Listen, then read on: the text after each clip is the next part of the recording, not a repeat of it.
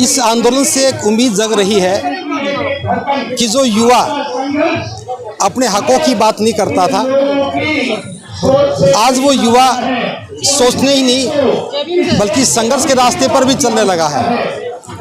ये आंदोलन देश में युवाओं को जागृत करने के लिए सबसे अहम आंदोलन है।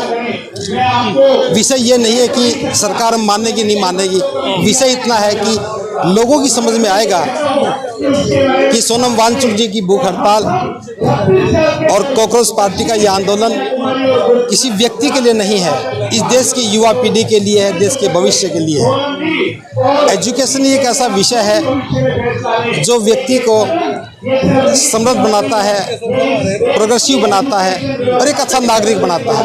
कह रहे कि दहशतगर्दों की बेटी में तो शिक्षा मंत्री बोले थे यहाँ पर। देखिए, अगर वो सही लोग होते, शिक्षा मंत्री शिक्षा की बात करते, शिक्षा मंत्री छात्रों की बात करते, तो उन्हें ऐसे शब्दों का उपयोग नहीं करना पड़ता। देश के शिक्षा मंत्री से उम्मीद की जाती है कि वो अपने ही देश के छात्रों को, अपने देश के नागरिकों को ऐसा कैसे बोल सकते हैं। हर व्यक्ति देश के प्रति समर्पित है, देश के प्रति निष्ठावान है। अपने अधिकारों की आवाज़ उठाना कोई बगावत नहीं है।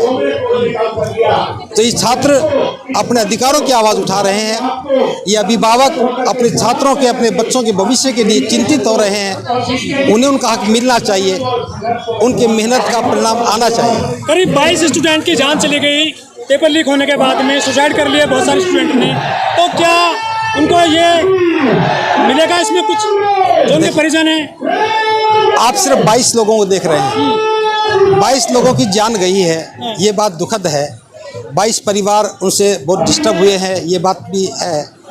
इससे कहीं ज़्यादा लाखों करोड़ों लोगों का जो भविष्य बिगड़ रहा है, वो भले ही जिंदा रह गए लेकिन उनकी सामाजिक मौत तो हो जाती है। वो आगे प्रगति नहीं कर पाते, उनका जो ज्ञान है, अपनी नॉलेज है, उसका उपयोग नहीं कर पाते, अच्छी नौकरी प्राप्त नहीं कर पाएंगे, तो फिर उससे जिंदा रहना और मरना को बहुत बड़ी बात नहीं है।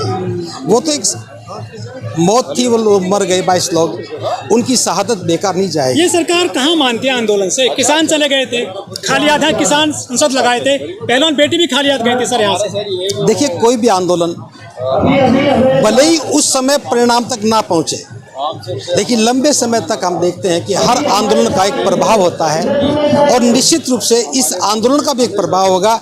देश का आम व्यक्ति शिक्षा के प्रति जागृत हो रहा है, शिक्षा के प्रति आवाज उठा रहा है, अपने बच्चों के भविष्य के लिए वो चिंतित हो रहा है। ये बहुत जागरूक हो रही है जनता। तो 90,000 स्कूल बंद क्यों हो गई सरकार में 10 साल के दौरान? ये इसलिए बंद हो गए ना, जनता जाग नहीं रही थी। जो समझदार लोग थे वो अपने बच्चों को पढ़ा रहे थे, सोच रहे थे हम तो अच्छा फीस दे रहे हैं, पढ़ा रहे हैं। गरीब आदमी की आवाज़ नहीं थी।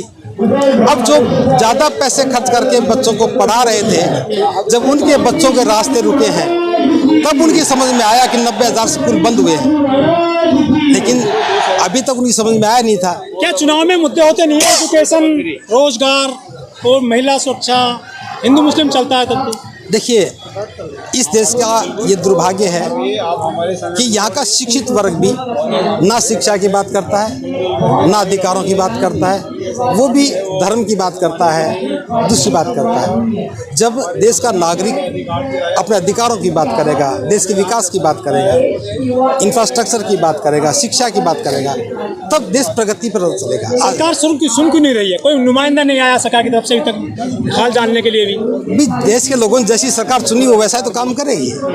आपने सुनने वाली सरकार सुनी होती है, सुनती। आपने जो सुनी है, चुना है, वो सुनती। पहले भी नहीं सुनती थी, अभी नहीं सुनेगी।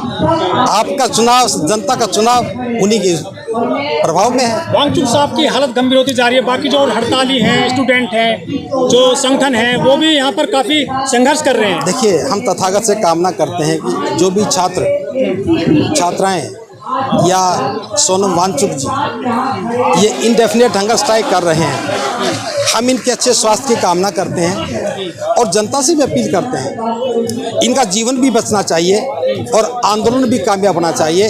और इस बात पर निर्भर करता है कि हम कितना उनका सपोर्ट करते हैं, यहाँ आते हैं। तो ज़्यादा से ज़्यादा लोगों को आकर के इस मांग का समर्थन करना चाहिए।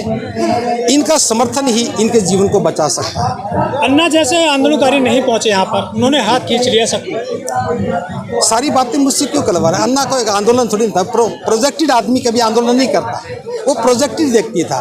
उस वक्त बिठाए गए थे वो लोग, सबको पता है, पूछने की बात ही क्या है। वरना जिन मुद्दों पर वो बैठा था उसके बाद वो मुद्दे कहाँ गए? एग्जाम करा दिया सरकार ने, फिर से रिजल्ट भी आ गया है, उससे तो क्या क्या होता? संख्या बढ़ेगी सर? क्या सिस्टम बदल गया? क्या सिस्टम बदल गया? पेपर कॉपियाँ कैसे जांची जा रही हैं, पेपर कैसे हो रहा है, लोगों को दुविधाएं कितनी हो रही हैं। 1 मिनट अगर कोई लेट हो जाता है तो प्रवेश नहीं दिया जाता। ये कोई बातें हैं क्या? छात्रों को क्यों भगाया जा रहा है? छात्रों को क्यों दौड़ाया जा रहा है? जब शिक्षा की व्यवस्था में एग्ज़ाम अहम विषय है, अगर सरकार एग्ज़ाम लेने में अफरा तफरी करती हो, छात्रों को छात्राओं को सैकड़ों मील दूर जाकर एग्ज़ाम देना पड़ता हो, तो ये कोई व्यवस्था है? ये लड़ाई तो व्यवस्था की है, एक एग्ज़ाम की नहीं है। तो क्या अमृतकाल में छात्र ऐसे परेशान रहेंगे, परिजन ऐसे परेशान रहेंगे, कह रहे विश्व गुरु है देश? देखो कौन सा काल है, कौन सा नहीं, तो आप जानते हो। हम कहते हैं कि इस काल में जहाँ हम आज़ादी के दौर में हैं, हम आज़ाद हैं, भारत में लोकतांत्रिक व्यवस्था है, इसमें लोगों की बात होनी चाहिए, लोगों के अधिकारों की बात होनी चाहिए, लोगों की बात सुननी जानी चाहिए। सरकार वेलफेयर गवर्नमेंट होनी चाहिए, लोगों के कल्याण के लिए होनी चाहिए, और जो छात्रों के जीवन को नहीं बचा सकती। फ्री न्यास दे तो रहे हैं वो 80 करोड़ लोगों को। मैं बात एजुकेशन की कर रहा हूँ। वोट लेने के लिए तो पता नहीं क्या क्या किया जाता है, लेकिन ये बच्चे इस देश के नागरिक हैं, आने वाले समय का भविष्य हैं, हर व्यक्ति की संतान है यहाँ पे। तो क्या उनके भविष्य को ऐसे बर्बाद कर दिया जाए?